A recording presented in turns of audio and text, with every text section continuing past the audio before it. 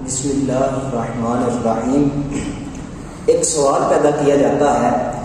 سوال یہ ہے کہ بعض حضرات یہ سوال کرتے ہیں کہ کوئی بھی موقف ہے یا کوئی بھی بات ہے تو اس کو صرف اور صرف صحیح بخاری شریف اور صحیح مسلم شریف سے بیان کرو، اس کے علاوہ اور کوئی کتب حدیث سے اس مسئلے کو بیان نہ کرو۔ اب سوال یہ پیدا ہوتا ہے کہ آیا کوئی بھی موقف کی بات ہے یا کوئی شرعی مسئلہ ہے تو اس کو صحیح بخاری اور صحیح مسلم شریف سے بیان کرنا یہ ہمارے ذمے لازم ہے یا لازم نہیں ہے؟ پہلی تو بات یہ ہے کہ جو لوگ یہ کہتے ہیں کہ ہر مسئلے کو صحیح بخاری شریف سے اور صحیح مسلم شریف سے بیان کرو، تو ان لوگوں سے سوال ہے صرف اس بات کا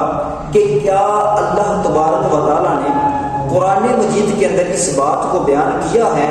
کہ کوئی ایک آیت دکھا دو کہ جس کے اندر اللہ نے یہ ارشاد فرمایا ہو کہ اگر کوئی مسئلہ جانچنا ہے یا کوئی مسئلہ جاننا ہے تو اس کے لیے صحیح بخاری اور صحیح مسلم شرط قرار دی ہے؟ اس سوال کا جواب دو۔ اور دوسری بات یہ ہے کہ کیا رسول اللہ صلی اللہ علیہ وسلم نے کسی ایک حدیث کے اندر اس بات کو بیان کیا ہو کہ اگر میرے بعد کسی حدیث کو لینا ہے یا کسی بات پہ عمل کرنا ہے تو وہ فقط صحیح بخاری اور صحیح مسلم ہے، اس کے علاوہ اور کوئی کتاب حدیث سے مسئلے کو نہیں جاننا؟ اس سوال کا بھی جواب دیں۔ جو حضرات یہ سوال کرتے ہیں کہ نہیں صرف صحیح بخاری اور صحیح مسلم سے مسئلہ بیان کرو، دیکھیں صحیح بخاری کے اندر ٹوٹل حدیثیں کتنی ہیں؟ امام بخاری رحمۃ اللہ علیہ فرماتے ہیں، میرے ہاتھ میں بخاری شریف ہے، اس بخاری کے اندر امام بخاری رحمۃ اللہ علیہ نے فرمایا کہ مجھے صحیح سند کے ساتھ جو حدیثیں یاد سی صحیح سند کے ساتھ وہ 1,00,000 تھی۔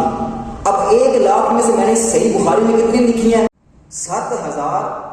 حدیثیں بخاری کے اندر نقل ہیں۔ اب سوال یہ پیدا ہوتا ہے بقایا 93,000 حدیثیں کدھر گئی ہیں؟ وہ بخاری میں تو ہے ہی نہیں ہے۔ اب امام بخاری کہتے ہیں میں نے ان حدیثوں کو چھوڑا ہے، تو کیوں چھوڑا ہے؟ کہتے ہیں کہ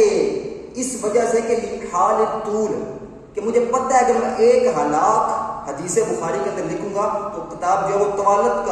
طوالت کو پکڑ لے گی اور اس حدیث کو لوگ پڑھنے چھوڑ دیں گے کتاب کو، تو میں نے اس وجہ سے بقایا حدیثیں لکھنی چھوڑ دی ہیں۔ اب اسی لیے ہم کہتے ہیں کہ ہر وہ حدیث جو آپ کو کسی بھی کتاب سے ملے جو ہو صحیح، اب دیکھیں نا مصنف ابن ابی شیبہ ہے یا مصنف ابن ابی عبد الرزاق ہے یا اس کے علاوہ مسند امام احمد بن حنبل ہے، تو ان کے اندر کتنی حدیث ہیں جو بالکل صحیح ہیں، تو لوگ اس بنا پر ان کتابوں کو چھوڑ دیتے ہیں کہ صحیح بخاری اور صحیح مسلم سے مسئلے کو بیان کرو، ہم ان کتابوں کو مانتے نہیں ہیں۔ تو ان لوگوں سے چند سوال ہیں جو کہتے ہیں صحیح بخاری اور صحیح مسلم سے مسئلہ بیان کرو، تو ذرا ان جو سوالوں کا بھی جواب دو کہ آیا قرآن میں اللہ نے بیان فرمایا کہ صرف بخاری مسلم ہے، رسول اللہ نے بیان فرمایا کہ صرف بخاری مسلم ہے؟ جب ان سوالات کے آپ کے پاس جواب نہیں ہے تو پھر آپ کو ماننا پڑے گا کہ ہر اس حدیث پر عمل کرنا جائز ہے، وہ چاہے جس بھی کتاب میں ہو، کتاب معتبر ہو، جیسے میں نے چاہے نام بھی لیے ہیں، جب انہی کتابوں کے اندر اگر کوئی حدیث وارد ہو جائے تو اس کے اوپر عمل کرنا